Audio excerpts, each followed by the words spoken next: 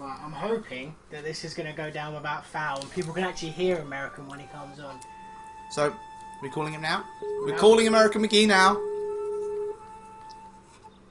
We're turning the game down a bit. Hello? Hello? Hello, Mr. American McGee. Hello, Mr. Luke Walsh. That is one of my co-workers, Bradley, that said hello. Hello. Okay. Let me just check to make sure everybody can hear you in the stream. So can everybody hear American? So my response would be nice. Just say yes if you can hear him. So everyone's like, no, I can't hear him at all. So the only comment we've got is that about fancy hair. They're obsessed with hair. Yeah, they can hear him. They can hear it. Yep. Apparently he's a bit quiet though.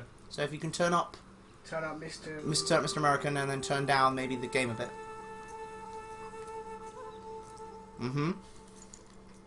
That's cool. You guys sound like a NASA space launch about to happen. It's like, American McGee has joined the chat. What are we gonna do now? So does anyone have any questions for American while he's on? So yeah, any questions? Type them in the chat. Yes. First of all, I'd like to say to Mr. American, I can't really. Did I just call him Mr. American? Okay, I really like this game a lot, despite my multitudes of deaths. Yeah, I saw you guys died quite a lot, and you lost your pants. Yeah, look. Okay. Look, games are cool, especially when you go around thinking, man, why are these pants on the floor? No, we figured out why. Remember? Oh yeah, because everyone. Yeah, because everyone ran away like, oh my god, did we pick up this pot or did we these pants? I don't even know. Oh, we've got a first question actually. Is there going to be a third Alice game? I knew that was serious. That's going to be. I was like, that's going to be the first question. Yeah, that question gets asked a lot actually, and it's kind of unfortunate, but you know, EA owns the rights to that game 100%, and I created it while I was an employee there, so it makes it so they control it and they control what gets done with it. So the question is really one you should ask EA. I'd be happy to do it, but it's up to them. So in short, boycott EA to make it happen. Yeah, I don't know that they're going to notice anybody boycotting them. You know, I think there's probably other ways that you could inspire them to get something done. Okay. Yeah. So boycotting's a no, Bradley. Oh. Asking politely. Asking politely, maybe. Yeah. Use some British manners. Apparently, someone's just asked in the chat, what shampoo do you use? That's actually what someone's asked. Yeah. I'm not joking. Good one. Yeah, no, I can see that. Yeah, I use a brand of shampoo from the U.S. because I live in China, and I'm always afraid that if I'm using the Chinese shampoo, I might actually be using like the Chinese shaving cream or something other weird product on my head. So I'm trying to buy it. American, I've got to say, I did not expect people to be asking you what shampoo you're using. Of all the questions I thought I'd see, your shampoo is not the one. Oh god, this is beautiful. We do have a serious one. Where did you find all of your reference material for Akaneiro? So the reference material came. Well, the first thing that happened was the reading of a book called The Lost Wolves of Japan, and that's like a historical nonfiction that describes how Western cattlemen went into Japan and wiped out all of the wolves and a lot of other life in northern Japan. So I thought it'd be interesting to sort of juxtaposition the Red Riding Hood story near to this really dramatic history, and yeah, there's this massive echo going on, so I'm listening to myself answer the question. Oh. Is there a big echo? I think we're trying to sort that out now. We should make a game of that. What's this guy talking about? What we'll do, American, is we'll, I think you're getting feedback through our loop on this side, so what I'll do is I'll mute us and let you talk. Kind of like a walkie-talkie. Yeah. Gotcha, okay. Yeah, anyway, so that book was one of the bigger pieces of inspiration, but then that concept was handed over to a group of people inside the studio, primarily the project's lead the creative director, a guy named Ben Kerslake, and then he took and ran with that concept and was the one who really brought it to the ARPG genre and did all the study on all the different kinds of Japanese evil spirits and yokai and the demons and brought all of the depth that you see to the current game. Cool. That's really cool. We've got another question here. That one there, yeah? Yeah, that's a really good one. That one there. Yeah. What is it about the old stories that inspired you to twist and change them into wonderful dark versions and then eventually turn them into video games? Well, it's not so much that they require a lot of twisting. I mean, that's actually one of the things that's always appealed to me about them is that they're already relatively dark. I mean, if you read the original telling of Red Riding Hood, the way in which the wolf is punished after he's discovered for having eaten Granny and Little Red is that he has them extracted from his stomach, and then he's got stones sewed up in his stomach, and then he's thrown into a river and drowned. And the same is true of a lot of the Western fairy tales, though they tend to get cleaner and cleaner as the years go by. But those elements oftentimes speak to very basic, sort of facets of the human condition about us being afraid to go alone into the dark, or not to dally along a dark forest path. I mean, these kinds of things. So I think that that makes them universally appealing, and so when we take and adapt them into games, it helps them to translate across borders and across cultures very easily. And so that's one of the big reasons that I'm kind of interested in bringing them into the game space. Cool. That's really good. Like, yeah. I know loads of people that really like Alice. Yeah. One of them being, my girlfriend. She absolutely loved the story from start to finish, and she loved the way that you were able to sort of take the story of Alice and then sort of change it a little bit, but still keep it to the foundation. And you've sort of done the same kind of with Akaneiro, like you've taken Red Riding Hood, but you've put your own spin on it, but you're still keeping the sort of the theme around the actual sort of story itself. And there's obviously a lot of wolves in this as well. As I found out to my absolute horror. And I quite like this one actually. If Alice were ever to become a film, in your mind, what kind of person would you have to play Alice? Is there a certain look you go for the actor? That's a funny question. Yeah, I don't know if it's ever going to make it to being a film with the way Hollywood works, but my personal favorite has always been Christina Ricci, and I think that that's been the case from 10 years ago until today, and she just sort of ends up being more and more like the person I think would be awesome to play that role. But I think there's a lot of people out there who could pull it off, and really these days it's just a question of hoping that the producers find the right writer and film company to get behind it and make it happen. Cool. We've got another question here. What's this one? Oh. It's a long one. Oh. I'll ask parts of this because it seems a bit big. Why did you decide to include the Anui people in the game, and are they going to have a bigger role in the world of Akaneiro, and are we going to see any other Anui motifs in the game other than the patterns in the village?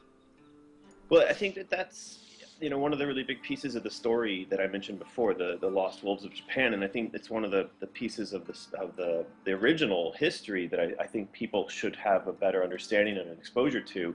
It was one of the reasons why I wanted to turn this into a game, and that is that there were these people that were indigenous to Japan who were living in harmony with nature, who were worshiping the wolves and worshiping the nature around them, and they understood balance. They understood that the world in which they lived in could be damaged and destroyed by their hands and by their actions, and that they relied on nature in order to live. And it wasn't until Westerners, until Americans came in, that not only were those people pushed aside and also marginalized, but that all of nature surrounding them was slowly exterminated. So I mean, all of the indigenous wolves in Japan are dead now. And I think that the story that they have to tell and their history is something that we could still take a lesson from today, obviously, with what we're doing to the planet. So, yeah, I think that having more of their history, having more of their lore, more of the magic of their world in the game is certainly one of the plans. And going forward, exploring that theme of balance is going to be very pivotal to where the game and the story goes. Sweet. It's really cool. Okay. What are the challenges adapting a story into an interactive, action-filled version? Well, I think the challenges are what you make of them when it comes to adapting a story from one medium to another. It's just really a question of what is the theme and what's the purpose in which you're trying to tell the story. When we're making it into a game, of course, we can't get too preachy. So all the stuff I just talked about, like if what you were playing right now, instead of your pants falling off, it was just that the world was falling apart, or that we were trying to hammer over your head these ideas of balance, I think that people would not be as engaged. So I think it's a very careful, approach you have to make at getting the story across, but also keeping the audience engaged. And that's something that we sometimes do by trial and error. And of course, sometimes just by having done it enough times that we have a basic sense for how to mix those things together. That's really good. I've got a question. Even though I asked you very, very many in the interview, but I've got another one. You've put a lot. You had a lot of, I wouldn't say bad press, but you had some negative press when you spoke to some other press sites and you said to them that you've put the game on Kickstarter, but the game is complete. They kind of took it the wrong way and said, "Oh, American McGee is broken, Spicy Horse is broke." When that isn't the case, you want to expand the game further, and that's sort of why you've gone for Kickstarter. So, do you think that press to begin with has sort of maybe set you back a little bit on Kickstarter, or? Actually, when we look at the numbers, so one of the bigger offenders in that was Kotaku. One of the writers over there wrote an article that the headline said that I was personally bankrupt or out of money, and that the company was bankrupt. And what he did was he chose to neglect three important words at the end of one of the sentences where we said we were out of time and money. We said we were out of time to do so, which is to say we're out of time and money to do all these additional things we'd like to do. And I was pretty pissed about it, to be honest with you. I thought that, first of all, inaccurate. Secondly, it could do a lot of damage. And we actually started to get emails from people that we work with or from our customers saying, why do I want to be in business with you, or why do I want to get behind this if you're about to run out of money? So there was some very real potential for damage there. And I wrote them, and they did issue a retraction. But one of the things that we looked at in terms of how to gauge our response was the fact that the majority of the outside funding for the campaign actually came from Kotaku readers. So while they were being wildly inaccurate and I think irresponsible in their reporting, it's still, I think, worth something that even that negative press ended up having a very positive impact on the campaign. Okay, yeah, because like I looked around a lot of websites, and that sort of bit like it kind of hit in a way, and it's good that you guys have been you've been very open to everybody, like all the fans and all the backers and everything like that, and you're always answering every question that you can, and it's really nice to see a games company that is actually in it for the actual players. It's refreshing in a way, because a lot of games companies are quite close to that sort of thing. Like, they don't usually talk to the fans, and it's nice to see that you guys do that, which is cool. Well, it's the way that the industry used to be.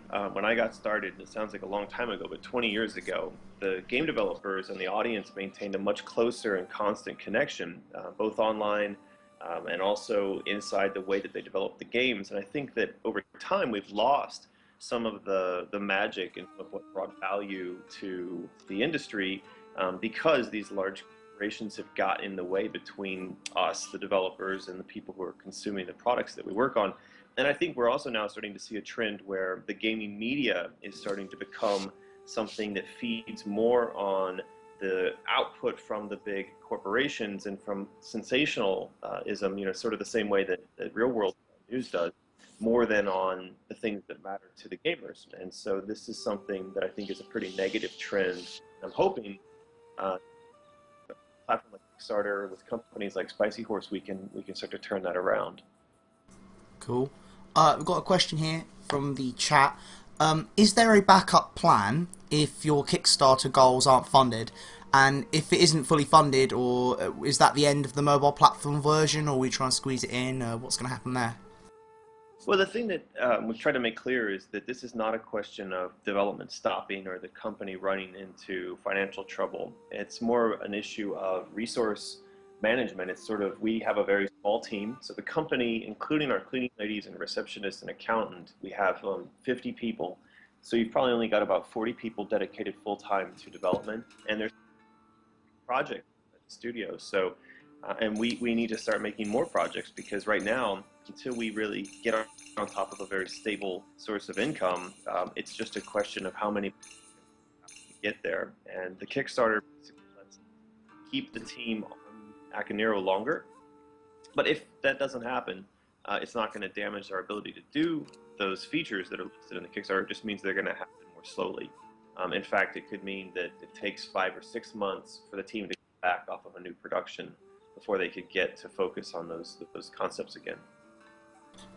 Yeah, because I have to say, after playing Akaneiro, and I've been playing it since the closed beta, and it's been sort of, oh, this game is good. Oh, my character's leveling up. Oh no, now my character's gone, so I've got to start again. And that happened a few times, but every time I played it, I was still enjoying it, even though playing sort of the first missions again as new characters. And it sort of dawned on me that this game, to be able to play on a tablet, would be a fantastic game to be able to sit there and sort of casually play it. But also, you said something about having the sort of the cross-platform play, so PC gamers could also play with tablet gamers. Is that correct? Is that something that you guys are looking into as well? Yeah, absolutely. I mean, we've already got proof of this kind of technology running in a studio with one of our other games, where someone can be on a phone or on a tablet and playing in real time against a person who PC. Right, should we choose another question? Yeah, I've got I've got a really good question here. What made you choose Dungeon Crawler as the genre for your game as opposed to RTS, MMORPG, or other games? Especially as Diablo 3 seems to be the only successful dungeon crawler. Successful being in inverted commas there. Yeah. Oh, okay. That's funny. So we have a lot of freedom to chase after different genres of games that you wouldn't normally expect us to chase after, and that's one of the benefits and beauties of being an independent studio. So if we had gone to a publisher after we finished up Alice Madness Returns and said, hey, we want to make an RPG, they would have said no way. They would have told us that we didn't have the experience or resources or technology to make that happen. And so we would have been pushed right back towards making another, console 3D action game. So this is, something where it's essentially what do they play? What do they like to play? And it gives everybody, like I said, there's a guy named Ben Kerslake. It gave him a chance to chase the dream of building something in this genre. And so what you see is the output of his desire to get something like this made. Alright, okay. We're having some mic problems. If anyone on the chat's having problems and can't really hear anything, try refreshing your Twitch feed. Usually that tends to fix any glitches or any problems. Anyway. I've just got a question about the Kickstarter itself. The people obviously are looking to back, and you sort of listen to the community on the karma shards, because there was a thing about people saying to you that they weren't getting enough, bang for their buck kind of thing. So you sort of re-looked at the actual pledges, and obviously you're also sort of catering to the Alice fans by saying that if you back, a certain amount, you'll be able to not only get, in-game items from Akaneiro, but you're also going to get, some pretty amazing, art and things like that from Alice. Hey, on my side, I've got people sending me messages saying they can't hear us, so they're asking if I can disconnect and reconnect. Yeah, we can do that. Okay, so I'll hang up if you want to just call me right back. Okay. Keep your questions coming, guys. It's really, really good. Sorry about the issues, but, internet connections and stuff. It's kind of being a bit silly, but we're calling him back now. Hey there. Hello. Right. Can everyone on the stream hear correctly and stuff?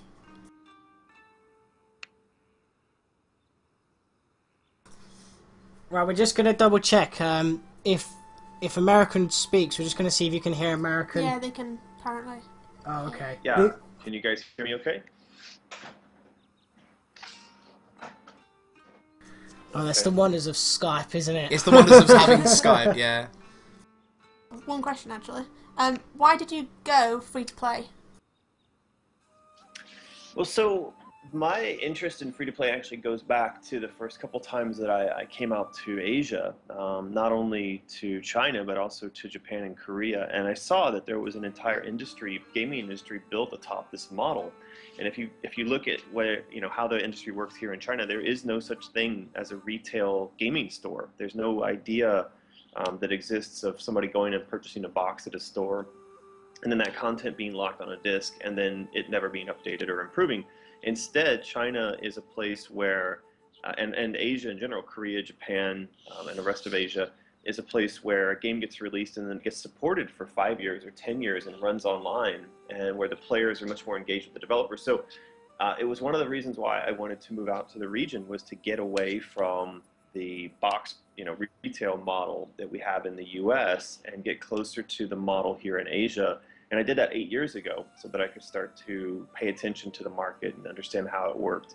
And so that's one of the big reasons, is that I feel like the Western model of game retail is broken, that it does a disservice to creativity, it does a disservice to developers, it does a disservice to the people playing the games.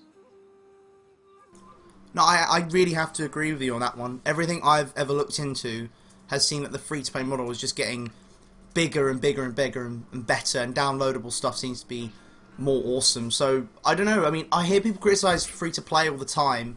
Was there ever a time where someone sort of turned around to you and just went, oh, free-to-play, oh, pay to win? Do you have any concerns that people might sort of look at your game and go, well, that's a pay-to-win game, why should I buy this? Or why should I play this? It happens quite a lot that you read those kinds of comments, absolutely. And I think that that's just one of the indications of how flexible the model can be, that you can do very relatively evil things with it, or you can also have examples like Team Fortress 2, where it's really well balanced and that the economy works and supports a very interesting game that people can in fact play for free. So there's a lot of different ways we can come at it, but I think that a lot of the resistance we're seeing right now, initial resistance, will probably fade away as people start to recognize that there's a lot more diversity in the kind of content that they're able to access via this model, and that there's just a lot more choice via this model. I have to. Can I just say, I'm so glad you mentioned Team Fortress 2 because I'm a huge fan of that game, as anyone on the chat will probably know. Fanboy alert. Fanboy alert. But I totally agree. Yeah, the whole hats thing proved that this model is brilliant if used right. And from what I've seen so far, the other thing is, I think that people should understand. I mean, it's likely that really big budget, call them console games, funded by EA or Activision, those are probably not going to go away. So I don't think that people should have the attitude that it's one thing versus the other, any more than people who watch TV, say for instance, should go and get pissed off that people who are watching movies, or vice versa. These are just two different ways of a very wide range of methods that we can fund games, that we can monetize games, that we can develop games, and all of them lead towards more game content for gamers. So I think that if it's not a model that appeals to you, then just don't go engage with it, and stick with other types of games that you're interested in. Yeah, do you have any plans to look into Windows, tablet, or phone markets in the future? Yeah, we are actually one of the first, or maybe the first, developer in China here to get access to the Windows 8 and Windows tablet phone SDKs and development kits. But again, this is just an issue of how many people can we put on one thing at one time. So our mobile division, our mobile department, really consists of just 2 people. And so when you're trying to pull that guy between supporting the existing games, between bringing Akaneiro to tablets, or choosing whether it's an Android or an iOS or a Windows device first, this is the bottleneck that we have. This is the bandwidth issue that we have. So it's not outside of our capabilities, but it is right now an issue of just not enough people, not enough time. Cool. We've got a really good question for you here. quote, Mr. McGee, I know you may not be able to reveal any plans or ideas, but is there anything that you'd really, really love to adapt into a video game? There's tons of stuff, but it's not just me. I mean, you have to keep in mind that we've got a bunch of really creative people inside of our studio, and I think there's a folder on one of our network drives that has something like 50 or 60 different game concepts in it, all of them fully designed out with tons of art, and some of them have come from me, some of them have come from other people in the studio. So we try to make it a somewhat democratic process that we're using to choose where we want to go, because one of the things that's really critical about game development is that people who are making the games feel engaged and interested in what they're doing.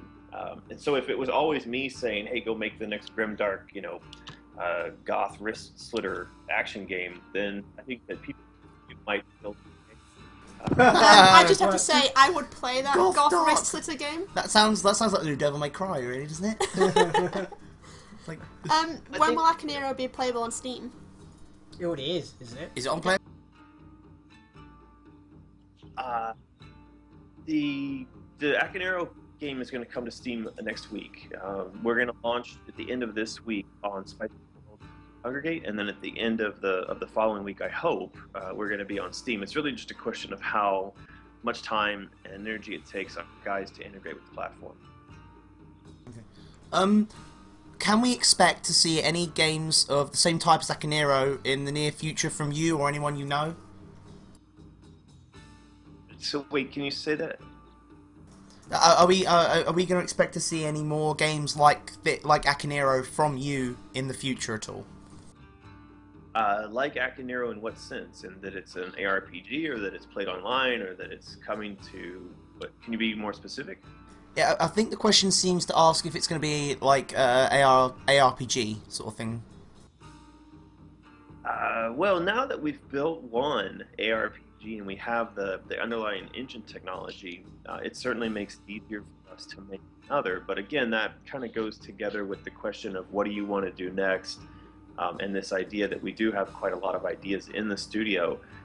That freedom that I mentioned us having, where we get to choose what we work on, it can also be a little bit dangerous. So, we don't want to sort of do the same thing over and over again. At the same time, we don't always want to be taking massive risks and threatening to put ourselves out of business if these ideas are not going very well. So we kind of don't know just yet.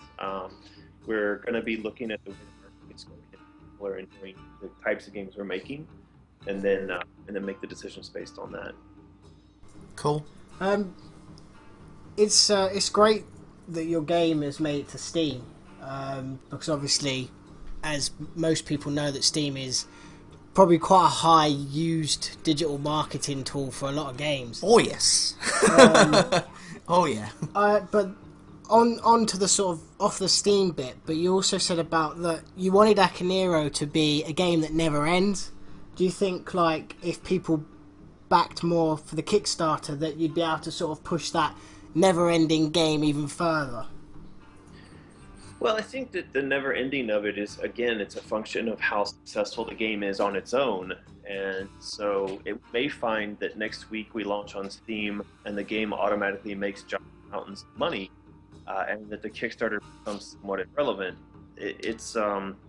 It's just we don't know yet. And so the idea behind the Kickstarter was go ahead and ask people for the support, which would allow us to make some additional content without having to wait to see what the game does, which would also lead towards the game hopefully doing better anyway on its own. So we're just trying a couple of different things right now. Again, because we're small, because we're independent, we have the freedom to do that, but to some degree it's also a necessity. We need to look at different ways to try to support the development that we're doing, and to try to continue pushing content into the games.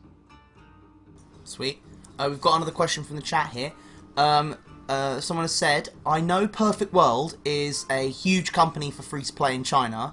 Have you ever considered working with them or helping you produce another online game that you feel will be successful? Yeah, so that's a really excellent question, and it goes to the dynamics of being a foreign game developer or being an independent game developer in China. So I think people should understand that there is no such thing as independent development in China.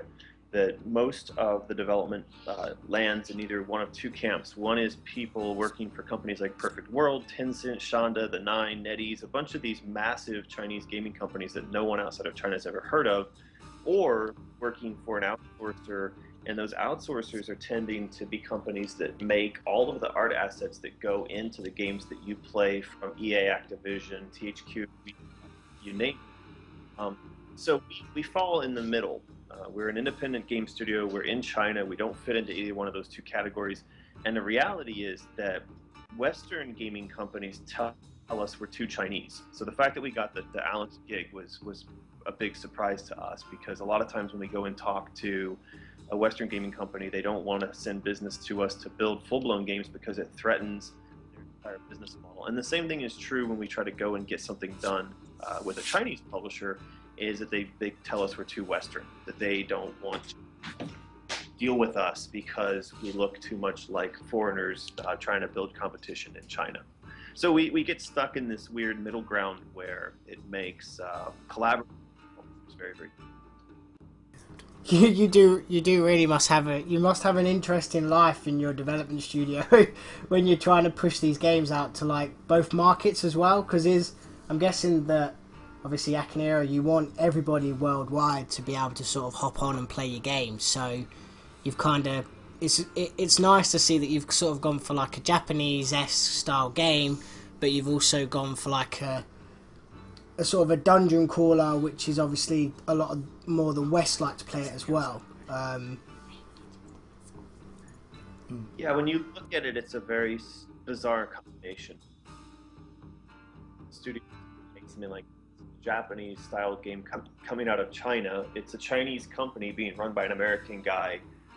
It's a whole bunch of very contradictory things that people being able to build content like this, to build companies like this, is very much kind of the way the world is these days. And I think we're just going to see more and more of these kinds of interesting pieces being brought together as we go forward.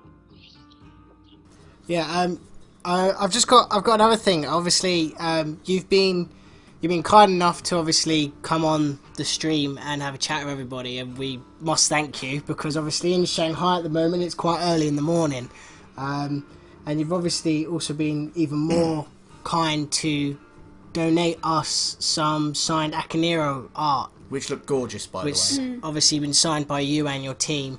Now the question is we haven't given any out yet, and I was waiting for you to come on because I wanted to ask you how you wanted to let the viewers be in a chance to win some. Oh, I have to decide how they're going to win the art. That's a good one. How about having them run around the game until their pants fall off, and then? that is. Oh, that's well. Do you know what? After telling a couple of my peers about this, I think some of them would be willing to do that. Actually. In real life. Yeah, they would. Yeah. So I guess we could ask them Alice-related questions in the chat. Yeah, that sounds like a good idea. If the chat would like to get ready, then American,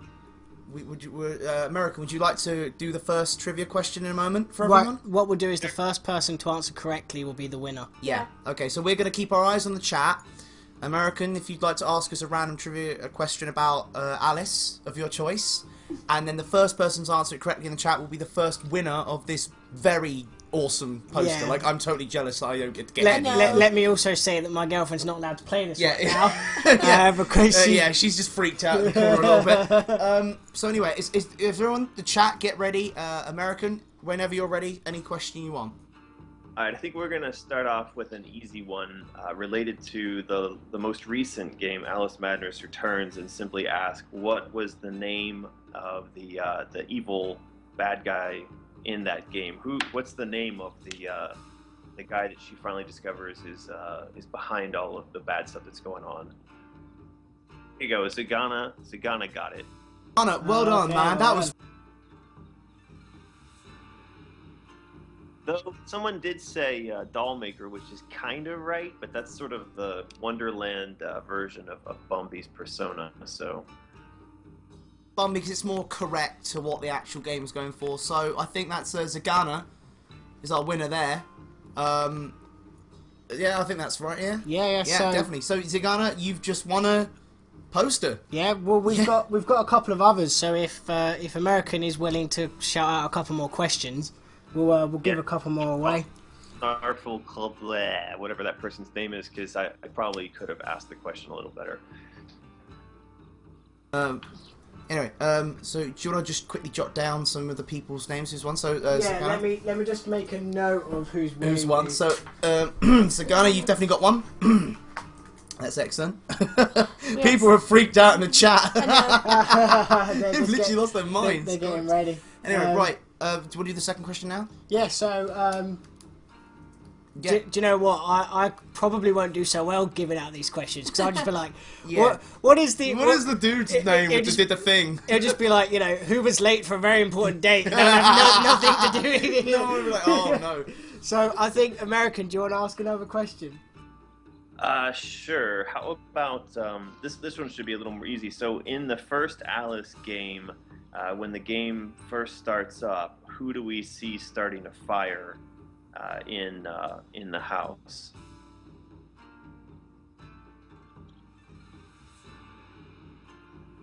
There you go. Someone already got it. Yeah. Shalsa Carl. What's with these names? You can't pronounce these. Who got it? Who got it? So apparently it's Cat. Oh, okay, so this was a bit of a tough one because some people said Dinah and some people said Cat. So well, Cat, Dinah, if they're smart enough to know the name, it's good. But the other person did get in there with the cat. You could just say the cat. So I think we'll go for the first one. Yeah, Sal Zachary. Sal Zachary, you've just won one. Yeah, it's a Chinese name, right? Yep, you've good. Okay. Right. Okay. So. Just writing your name down there. Yeah.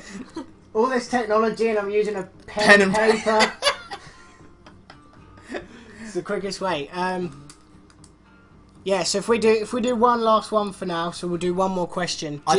American. I think for the final one, I think we should ramp up the difficulty for this one. See who's the true fans and fangirls are. So everyone in the chat, get your knowledge caps on to level max, and let's see what happens next. All right, I'm trying to think what I should ask here.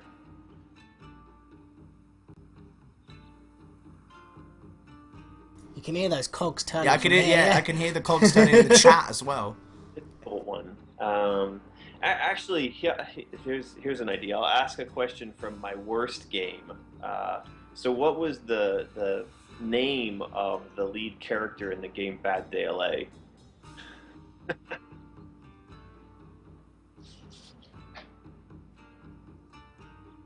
We've got Bob. Someone said Bob. No, Frank. not right. No. Frank. I guess they're going to be Googling this. Yeah, they will. Yeah.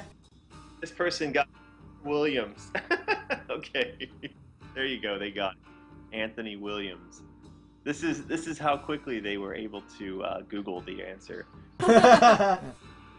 One then. Right. So we've got to do the first quick.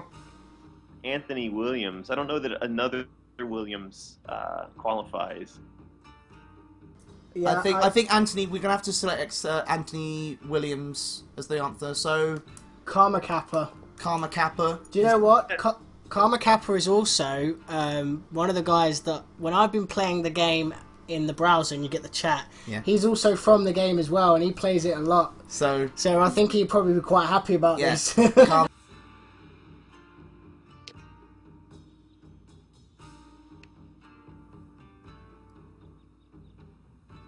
We have more questions coming later. Did you tell them how many posters you have? No, I didn't tell them the exact amount. You're more than welcome to tell them. Yeah, sure. Oh, just so they know it's not the end of the world just yet. There's more coming. Yeah, there's a few more coming. We've got I say a handful, but a handful's not really. Not a lot. Can I just stress this as well? How nice American McGee's being here, guys, because these posters aren't they like the 135 £135 Kickstarter award, aren't they? I swear there's something like that, aren't they? I can't remember. Yeah, I think they are the same posters. American, Yeah. you can confirm this. Is that right? They are very nice posters. Yeah, we print them here on very thick canvas, and they're signed. And yeah, so if you're getting one of these, then you should feel very lucky. Yeah, we've got quite a few to hand out, but this isn't going to be our only stream for Akaneiro. So if you do not win, obviously on this stream, do keep an eye out because we will have some more. Yeah, we're definitely going to give out loads more. With some more, but we can do a few more if American's up to it. I don't know how long he is obviously wanting to stay at 7 a.m. in the morning. Yeah. Got another 20 minutes. I figured we were going to be doing this for an hour. Cool. Right, I think.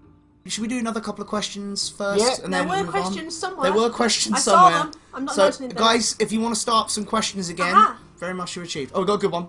Was Japanese ink woodcut watercolour style always the style of art you were going for, or was there another style you considered?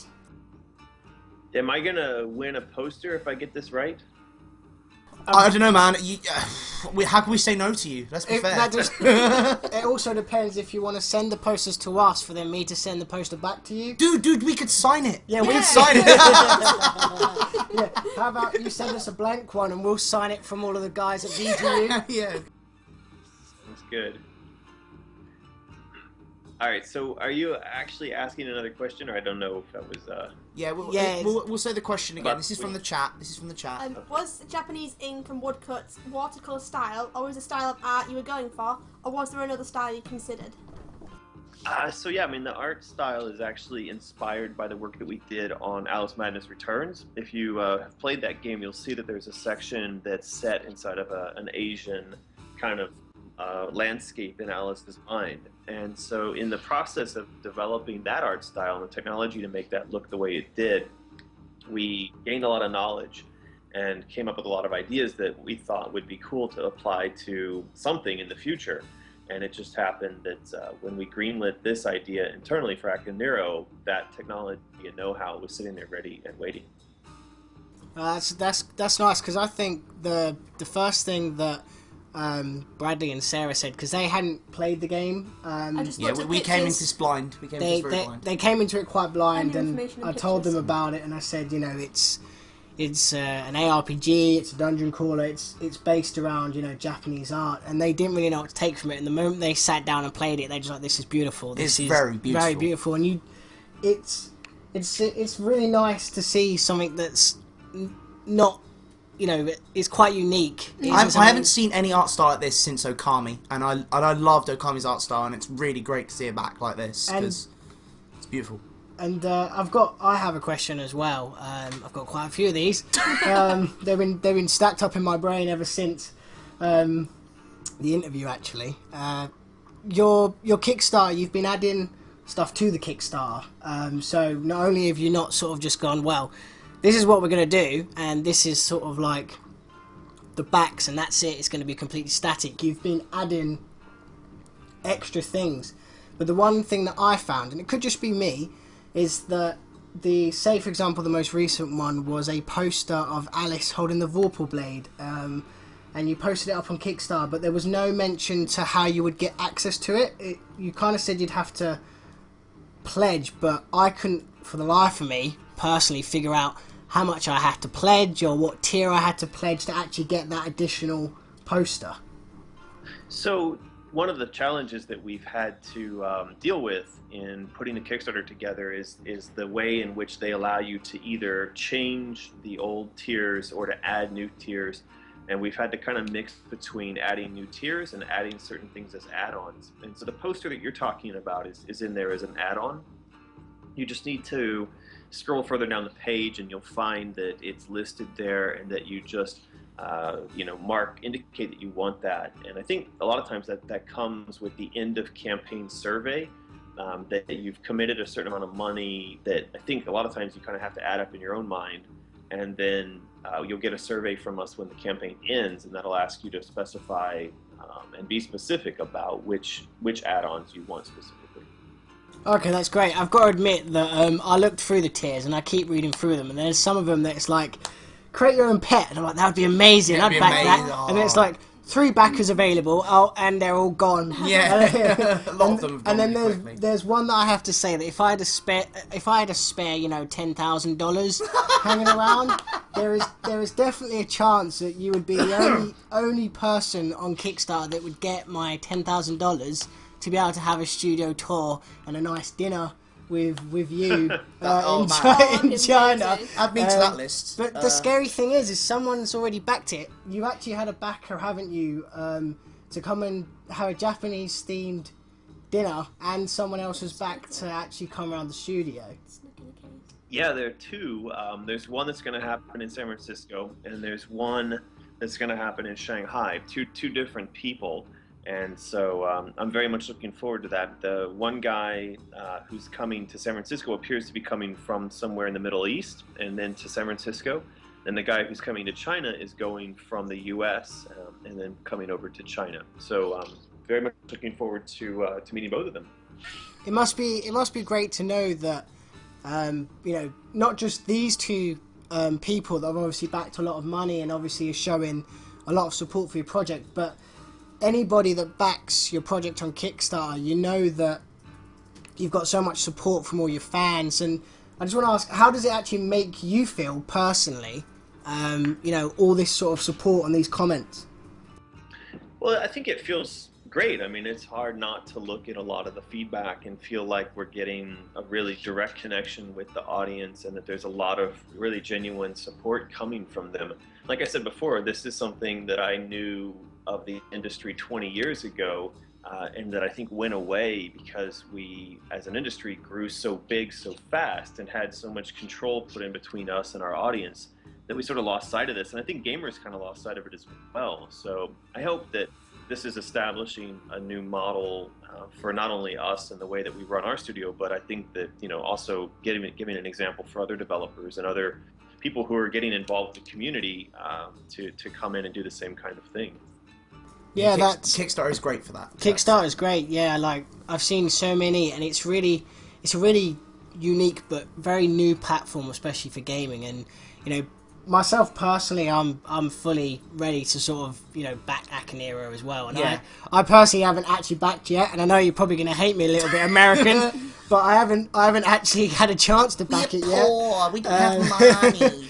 But that is definitely something that it's on my to-do list. Personally, that I would do, and I work for a media company, and we get all these sorts of things, and games companies go, "Oh, have this free game, give us a review," and I've had access to the closed beta and everything, and I don't have to back, but personally, from my personal point of view, the game is excellent, and I love the art style and everything. So it's nice to know that I would even back it as well, if that makes sense, if I'm making any sense whatsoever. I think what you're saying is like it's nice to feel like, because you play this game, it's that cool, and you think, oh man, immediately I want to back it, and it's very rare you actually feel that. Yeah, that I actually want to back the project. And, there's so many games that I want to back, and there's so many ones that I think, yeah, I could back it, but I feel like it doesn't need the backing. Yeah. And this is a game that doesn't, it's completed, it's a complete game, but I want to back it because I want to be able to say, I helped support this further. Yeah. And it's a good feeling to find a game like that. But we'll ask another question. I've got quite a funny one here. Someone's just asked, is there any chance of there being an American McGee's Classic Tales MMORPG, just basically readapt every great fantasy book into a nice dark open world questing game, like something like that? Would that be something you'd ever consider doing if you could? Yeah, it's a really great idea and a good concept, and it's something that if you've seen the Grimm games that we did, we already started to touch on a little bit, because what you had there was a presentation of multiple different very well-known fairy tales in individual episodes. So if you can imagine taking those episodes, tying them together, and then putting an MMO component on top of it, you end up with a sort of dark, Disneyland that people could explore around. And I certainly think that there's a lot of potential value there. So it's something that if we did it, it would be, I think, further down the road. We kind of have to, crawl, then walk, then run. And I kind of see something that ambitious as a later stage project. But it's something that certainly I've thought about more than a few times. Yeah, that'd be such a cool MMO. Like right now, I play the hell out of that. Seriously, man. I actually have a question, which is kind of what somebody said in there. We know you're bringing out some new areas after the game's coming out, but what are your opinions on downloadable content, and will we see anything extra like that for Akaneiro in the future? Well, I think that the idea of downloadable content is kind of funny because it's something that seems to have been invented only recently, when in fact it's a pretty old idea that you would have a game and then you'd have expansions to it, or that you would have an online game that it would continually update. This concept of DLC really only came about in the last couple of years of the kind of final arc of the console business, and I think that it's a sign of them looking for something that they know they should have been doing all along to help support the tail end of making money on a dying piece of hardware.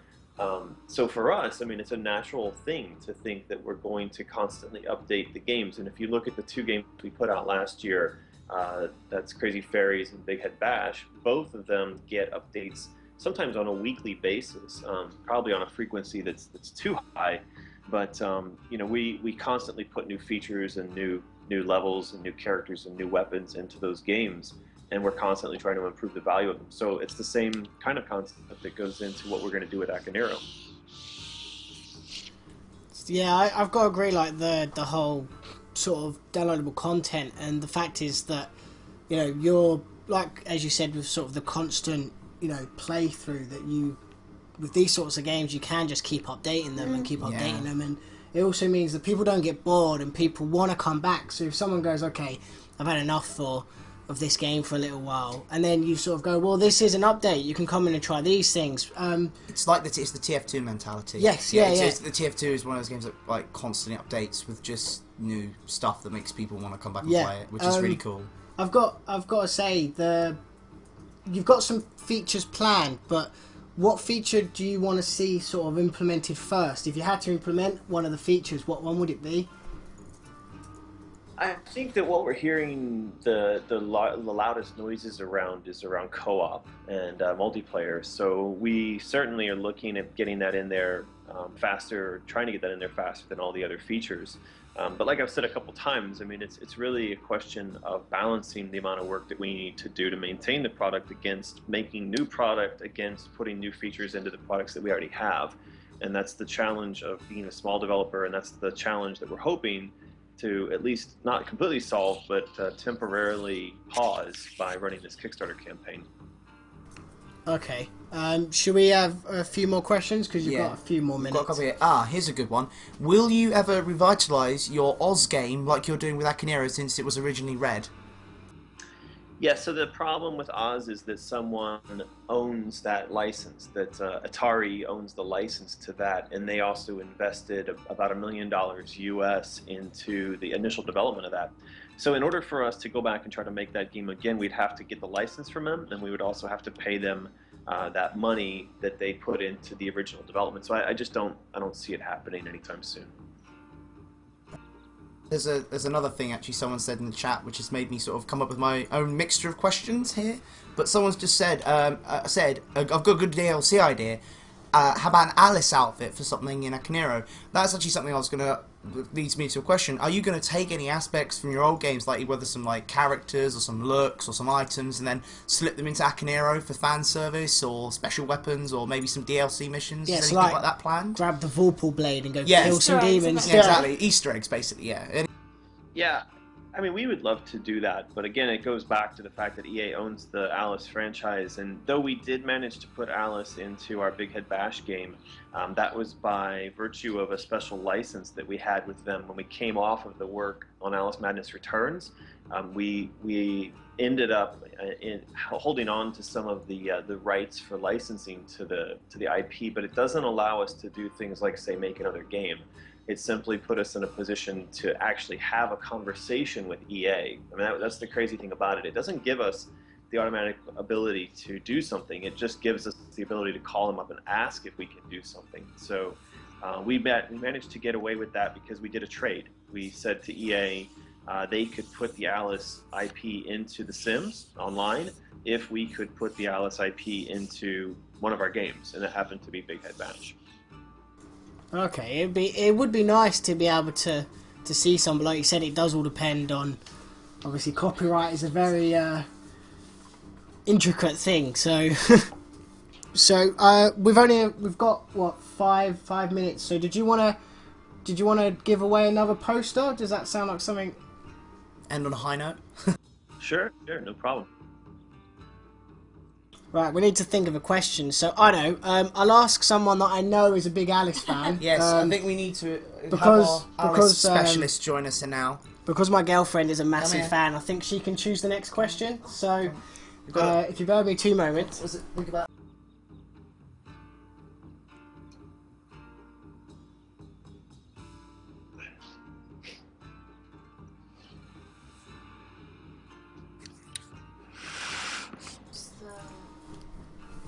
Cogs are turning. What was the main item throughout the game? Okay, the one that we've got from my girlfriend, who is a big fan of Alice, is what is the main item used throughout the game? What's the main theme? What is the main theme used throughout the game? What's the main theme? So first person in the chat.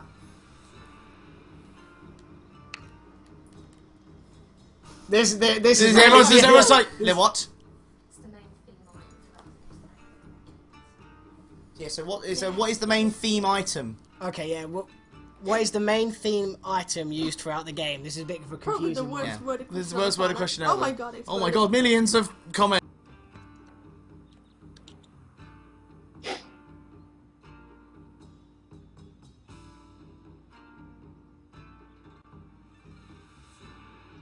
This is a very hard one. This is a really hard one. true To be fair, we did fans. ask her for a hard one. Oh! What's the question? yeah, we got it. Bleeding tea. Bleeding tea, got it. The keys. Yeah. So, do you think, American, do you agree with that? The main theme item used throughout the game, is that the keys? I hate to tell you, but I have no clue what that question was about. I don't know. Sorry. I think we have to give it to what was it? Either way, someone did actually manage to guess it, and it was a very confusing one. Yeah, it was Bleeding Tea was the first one to say the key, so you win the poster there. I think to make it a bit easier as well, is we'll let American choose the last and final one to give away a poster. So that'll be that's a fair one. This will be the 5th one given away, and these posters are signed by American McGee. They are signed by all the guys at Spicy Horse, and Yeah, it is quite amazing, and we're jealous we don't get one of them. Yeah, they are really cool. So, American, whenever you're ready. Wow, I don't know if I can follow up on that previous question. I feel like I should just be like, what is the blue, and then let them go crazy until yeah. So what is a good question here? I guess how about what would be the flying screaming monsters in the first game? The flying screaming monsters in the first game, in the first Alice game. So that is basically what are the There flying... you go. That guy got it. Actually, it's not a banshee. I take that back. It's Yeah, wait No, till don't someone says say it. Someone's... There you go. That person just got it, but that person won before. Yeah. Okay, so we'll give it to the person that actually said it second, is that? which is Solipa. Solipa. I've got to agree with American. Some of these names are so confusing. Yeah. I think we're going to get it with the next one down.